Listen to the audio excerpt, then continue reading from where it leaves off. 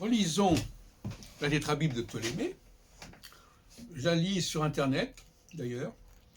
Elle est sur le site arbredor.com, où j'ai publié d'ailleurs Morane Villefranche et Ibn Ezra. Et là, je suis en train de lire la traduction de 1640 de Nicolas Bourdin, qui a été récupérée par toutes les traductions françaises qui ont eu lieu depuis. Traductions, ce ne sont même pas traductions, toutes les éditions françaises qui ont repris tout simplement, que ce soit celle de la Bibliothèque Hermetica, celle des Pleines Lettres, celle de Philippe Lebeau, etc. Alors, je relis le chapitre 14, ou le paragraphe 14 de la Tétrabible. Ça s'appelle des aspects des signes. Entre les parties du zodiaque, celles qui ont d'abord entre elles quelques familiarités sont celles qui sont en aspect. Sont premièrement celles qui sont en aspect diamétral, contenant deux angles droits, 6 signes et 180 degrés.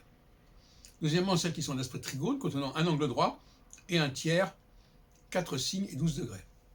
Je comprends pas très bien ce que ça veut dire, mais je n'ai pas fait attention.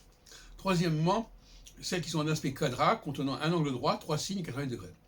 Et enfin, celles qui constituent un sextile, contenant 2 tiers d'un angle droit, 2 signes et 60 degrés. Voilà les aspects selon Ptolémée. Et on voit que... pourquoi ces intervalles seuls sont-ils admis?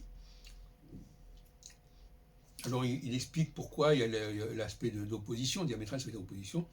Bon, je ne vais pas rentrer dans le détail de ce genre de choses, mais il est clair que il y a un lien incontestable entre la fabrication des aspects, le calibrage des aspects et le nombre de signes.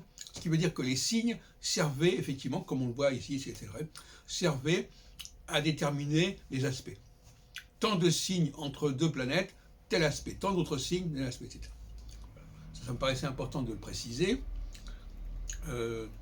J'avais retenu ça dans ma tête, mais je voulais vous citer directement la traduction de Nicolas Bourdin, de 1640.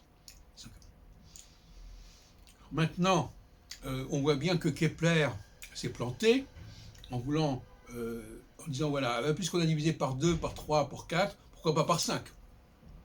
Alors il invente le quintile, 60 degrés divisé par 5, ça fait 72 degrés, ce qui est n'importe quoi.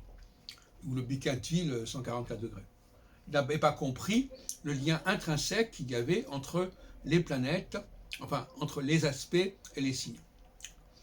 Et les signes ne sont là que pour déterminer les aspects, et les aspects qui existent ne sont là qu'en fonction des signes.